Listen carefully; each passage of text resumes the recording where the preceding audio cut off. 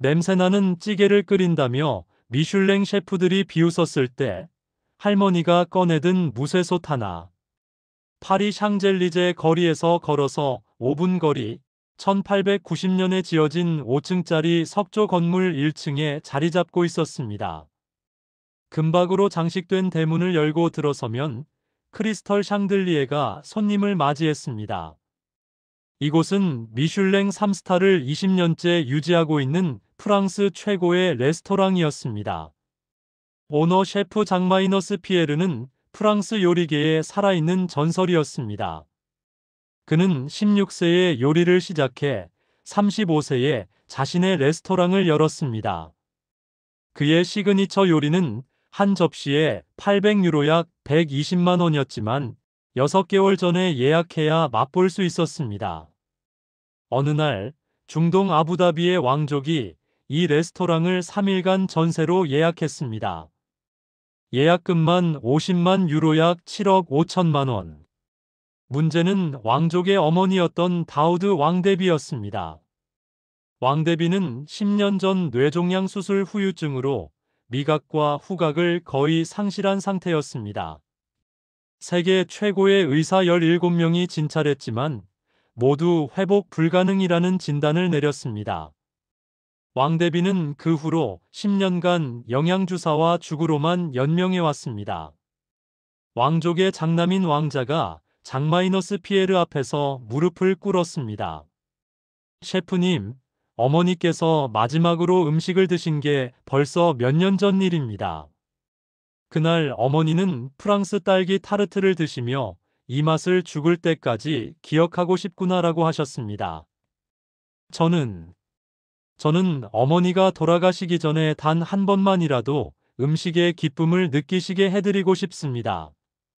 왕자의 목소리는 떨렸습니다.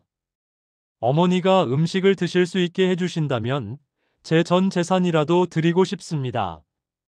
장마이너스 피에르는 자신만만하게 고개를 끄덕였습니다. 왕자님, 염려 마십시오. 제가 40년간 갈고 닦은 기술이 있습니다. 3일이면 충분합니다. 그는 즉시 전 세계에서 최고급 식재료를 공수했습니다. 첫째 날, 장마이너스 피에르는 총 40가지 진귀한 요리를 선보였습니다. 하지만 왕대비는 단 한 숟가락도 입에 대지 않았습니다. 미안하구나. 아무것도, 아무 냄새도 나지 않는구나. 왕대비의 손이 떨렸습니다. 왕자의 얼굴이 창백해졌습니다. 둘째 날, 장마이너스 피에르는 음식에 온갖 향신료를 가득 넣었습니다. 하지만 결과는 같았습니다.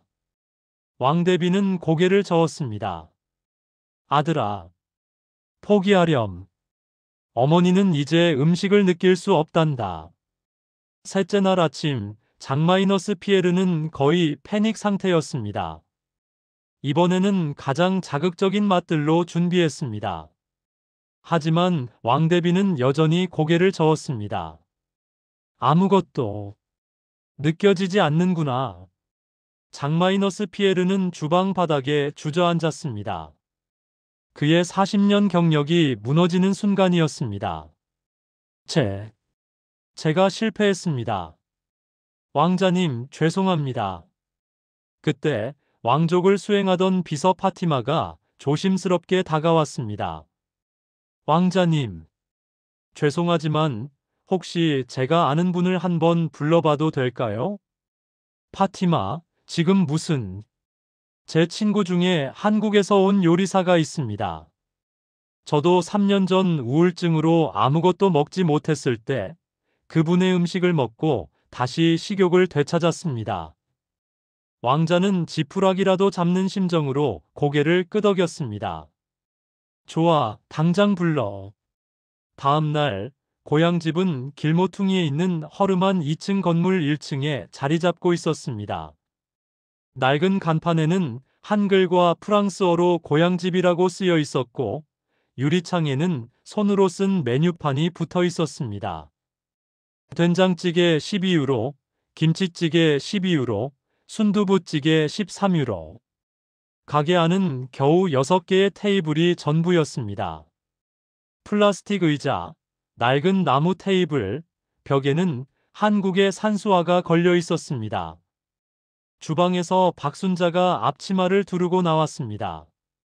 그녀는 파마 머리에 안경을 쓴 평범한 아줌마였습니다. 손등에는 화상 자국과 칼에 베인 흉터가 가득했습니다. 아이고, 파티마. 오랜만이네. 오늘은 무슨 일이야? 파티마가 상황을 설명하자 박순자는 잠시 망설였습니다.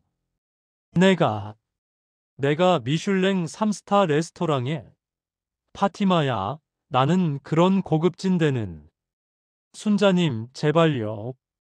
순자님의 음식이면 기적을 만들 수 있어요. 박순자는 한숨을 쉬었습니다. 그래, 알았어. 내가 할 수 있는 건 해볼게. 박순자가 낡은 보자기에 쌓인 짐을 들고 레스토랑 정문에 나타났을 때 입구를 지키던 직원이 황당한 표정을 지었습니다. 여기 식당 직원 출입구 아닌데요? 손님이시면 예약. 아, 저 왕족분 요리하러 왔어요.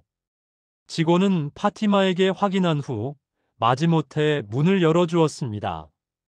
박순자가 주방 문을 열고 들어섰을 때 장마이너스 피에르와 그의 제자 7명이 모두 고개를 돌렸습니다. 박순자는 보자기를 풀었습니다. 안에서 나온 것은 30년 된 무쇠솥, 낡은 뚝배기, 플라스틱 바구니에 담긴 채소들, 그리고 유리병에 담긴 갈색 된장이었습니다. 수셰프 피에르가 코웃음을 쳤습니다. 이봐요. 여긴 미슐랭 3스타 주방이요.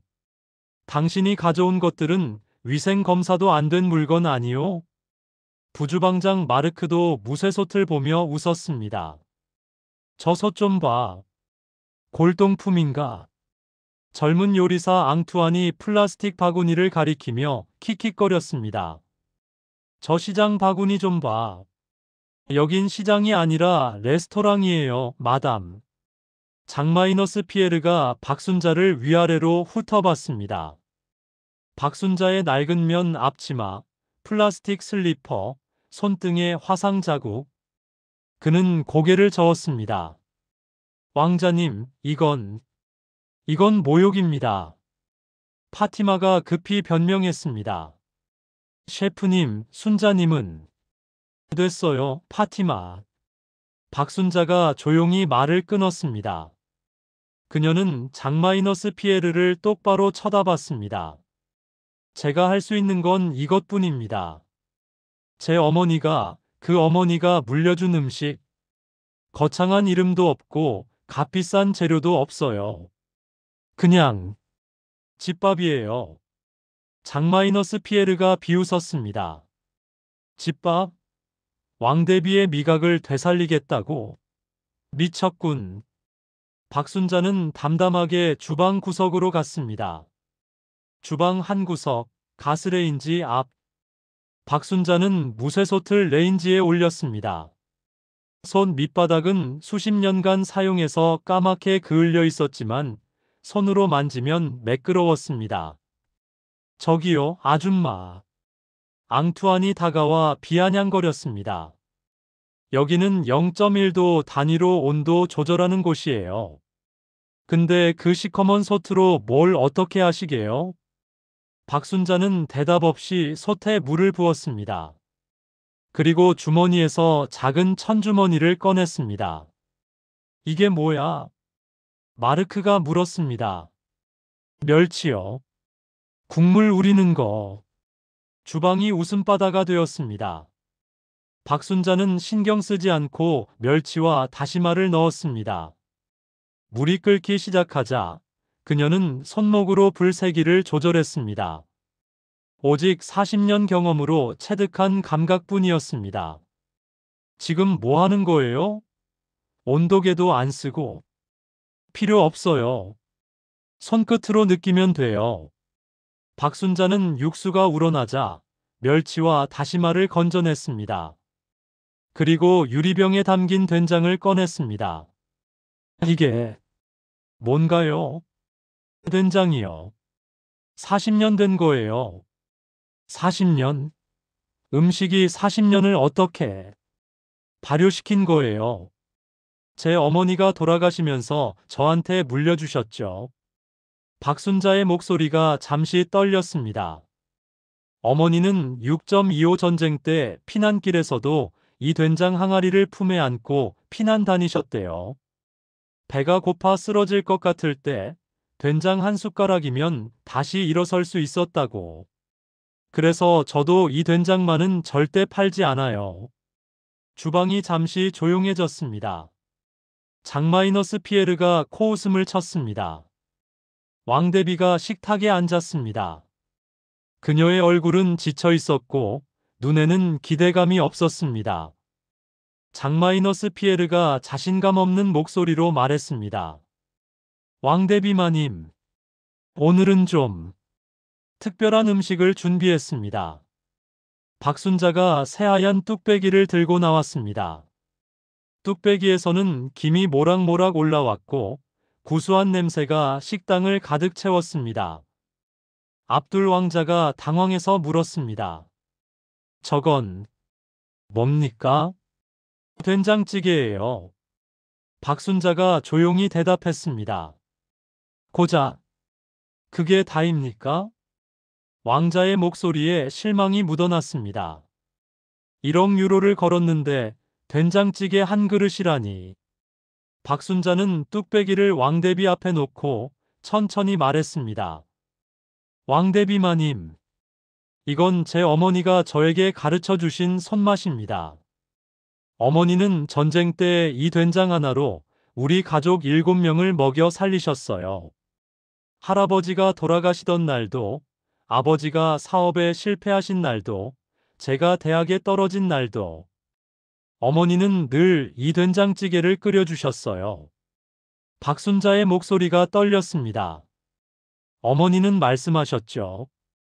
음식은 배를 채우는 게 아니라 마음을 채우는 거다라고. 이 된장찌개에는 우리 집 3대의 눈물과 웃음이 다 들어있어요. 박순자는 숟가락으로 뜨거운 된장찌개를 한 숟가락 떴습니다. 국물이 숟가락에서 똑똑 떨어졌습니다.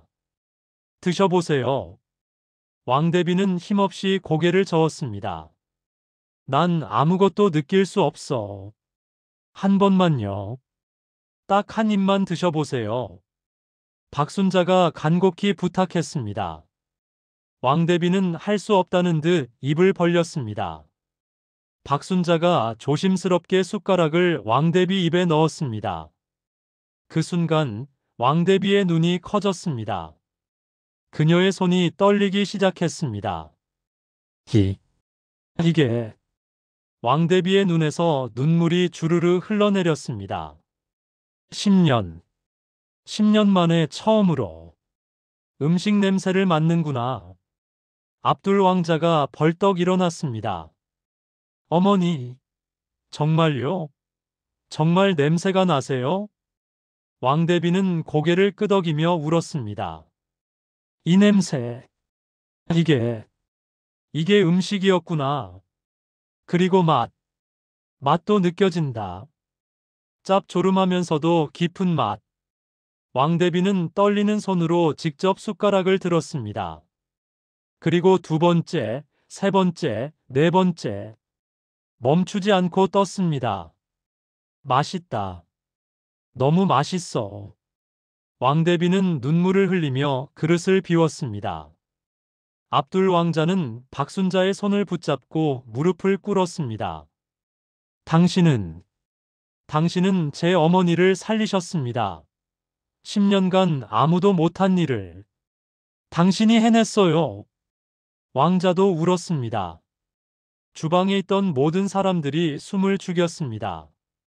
장마이너스 피에르는 벽에 기댄 채 믿을 수 없다는 표정으로 바라봤습니까? 약속대로 당신 원하는 건 뭐든지 다 해드리겠습니다.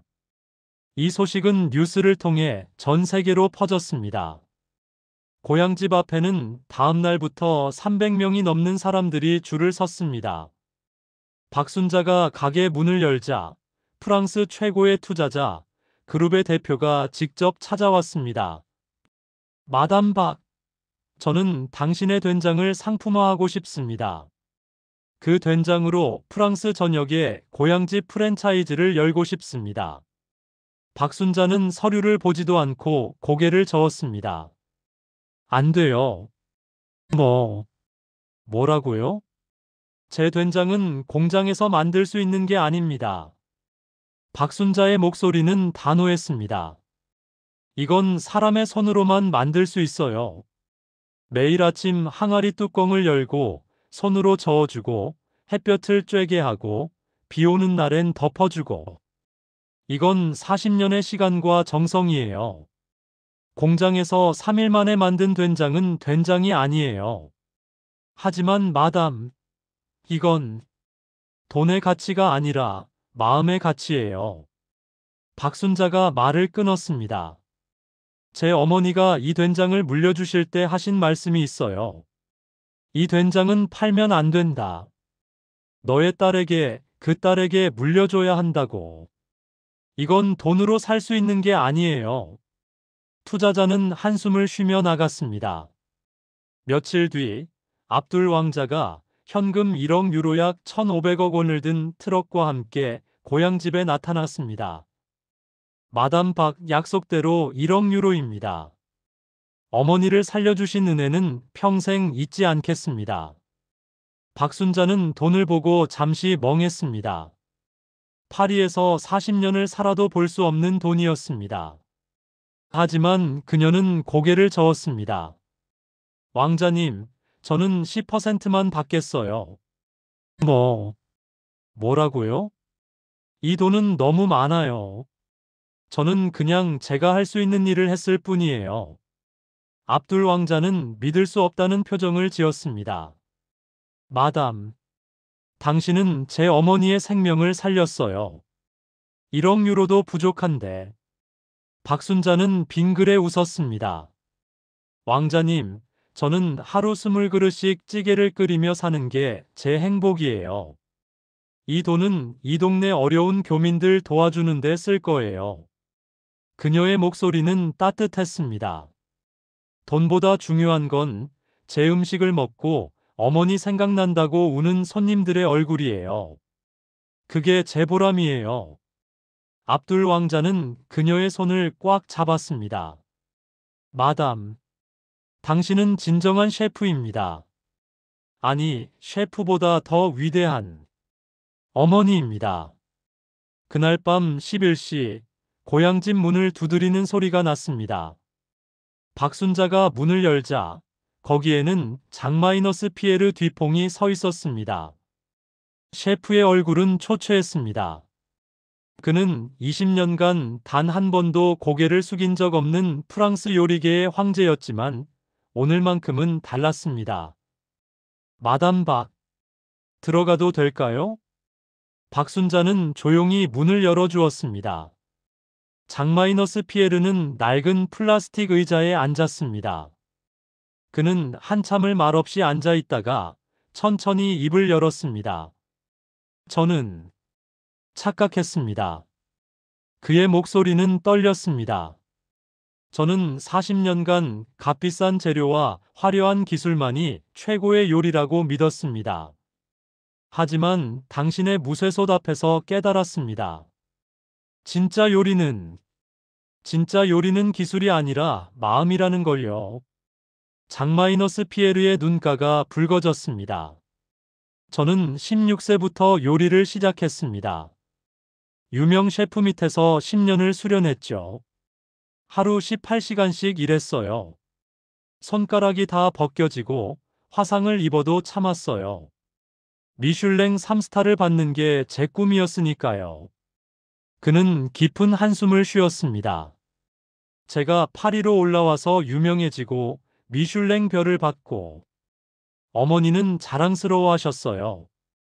하지만 어머니가 돌아가시기 전에 마지막으로 하신 말씀이 지금도 귓가에 맴돌아요. 뭐라고 하셨는데요? 피에르, 넌 별은 받았지만 마음을 잃었구나. 장마이너스 피에르는 얼굴을 손으로 가렸습니다. 그때는 무슨 말인지 몰랐어요. 저는 성공했는데 왜 어머니가 그런 말씀을 하시나 싶었죠. 하지만 당신의 된장찌개를 보고 알았어요. 그는 박순자를 똑바로 쳐다봤습니다. 당신의 30년 된 무쇠솥, 40년 된 된장. 그 안에는 시간과 정성이 있었어요. 그리고 가장 중요한 건 이 음식을 먹는 사람을 사랑하는 마음이 있었어요. 제 요리에는 그게 없었어요. 박순자는 조용히 일어나 주방으로 갔습니다. 그녀는 뚝배기에 된장찌개를 담아 장마이너스 피에르 앞에 놓았습니다. 드세요. 장마이너스 피에르는 숟가락을 들었습니다. 그는 천천히 한 숟가락을 떴습니다. 입에 넣는 순간 그의 눈에서 눈물이 흘러내렸습니다. 이 맛은 마담 박, 제게 요리를 다시 가르쳐 주세요.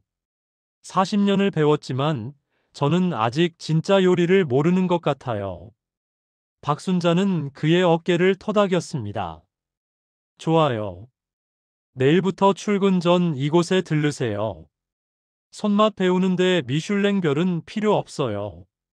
그냥 정성만 있으면 돼요.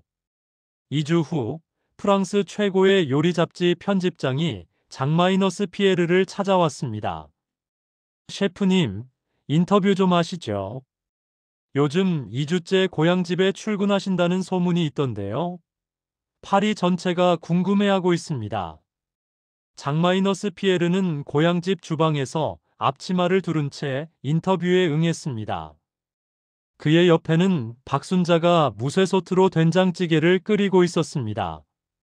맞습니다. 저는 지난 2주간 박순자 셰프에게서 요리의 본질을 배웠습니다. 본질이라고요? 마음입니다. 장마이너스 피에르의 목소리는 확신에 차 있었습니다. 저는 40년간 기술로 요리했습니다. 하지만 박순자 셰프는 마음으로 요리합니다. 그녀의 된장찌개 한 그릇이 제 요리보다 위대했습니다. 하지만 셰프님, 당신은 미슐랭 3스타를, 저는 미슐랭 3스타를 자진 반납합니다. 편집장의 펜이 떨어졌습니다. 뭐라고요? 저는 더 이상 별을 위해 요리하지 않겠습니다. 이제는 사람을 위해 요리하고 싶습니다. 장마이너스 피에르는 박순자를 바라봤습니다. 박순자 셰프는 제게 가르쳐 주었습니다. 음식은 배를 채우는 게 아니라 마음을 채우는 것이라고. 저는 그동안 배만 채웠습니다. 이제는 마음을 채우는 요리를 하고 싶습니다. 그 인터뷰는 프랑스 전역을 뒤흔들었습니다. 프랑스 요리계는 충격과 논란에 휩싸였습니다. 장마이너스 피에르가 미쳤다. 3스타를 버리다니. 3개월 후 미슐랭 가이드 2025년 파리 편이 발간되었습니다.